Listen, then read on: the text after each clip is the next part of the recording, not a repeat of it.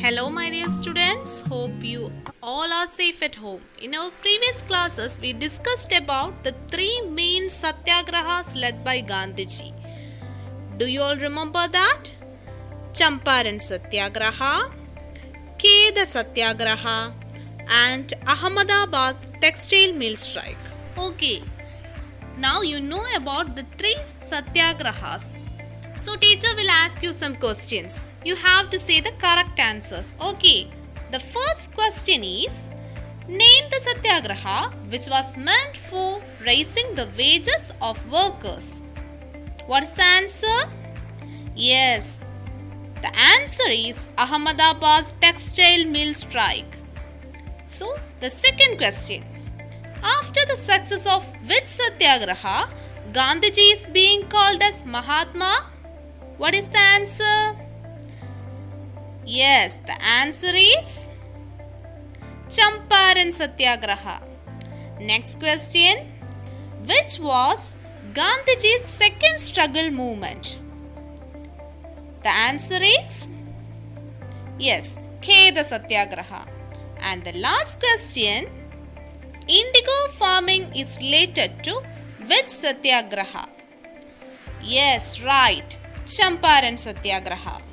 Very good. You all know the three satyagrahas very well. Am I right? Okay. Shall we move to our today's session? In our previous classes, we studied that Gandhiji fight against the British rulers to protect Indians. Gandhiji led three satyagrahas at three different places.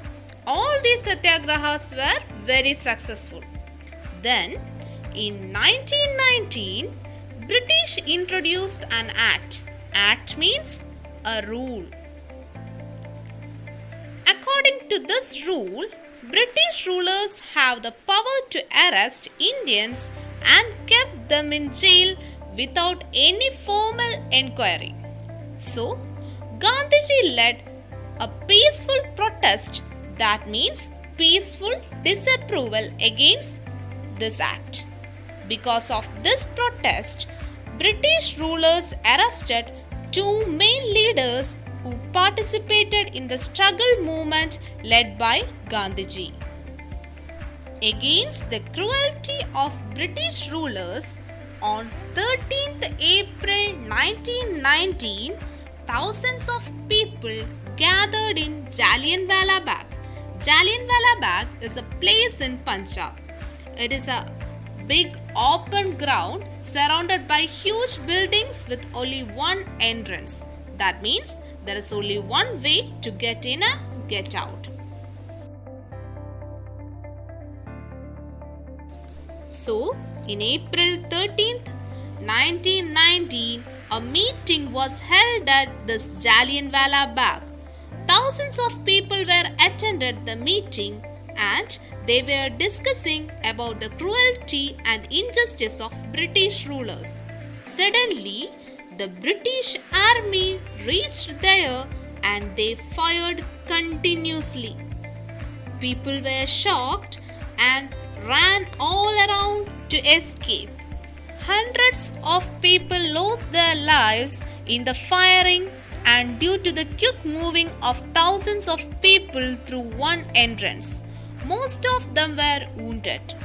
This great incident shocked all the Indians.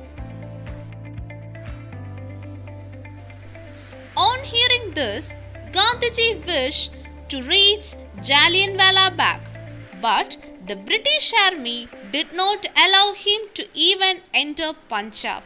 This was a great disappointment to Gandhiji. So, Gandhiji called all the Indians to participate on strike. The main purpose of this countrywide strike is not to cooperate with the British government at any level. So, Gandhiji and his followers decided to disapprove all the British rule.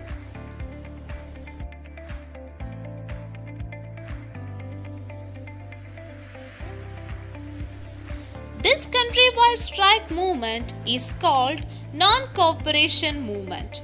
What was the main reason for this countrywide strike? Yes, very good. Jallianwala Bagh incident.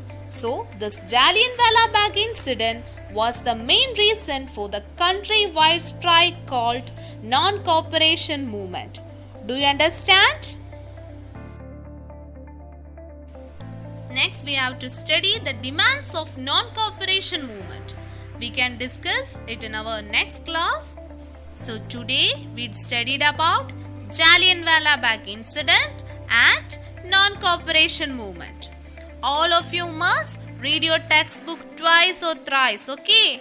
See you in the next class. Thank you.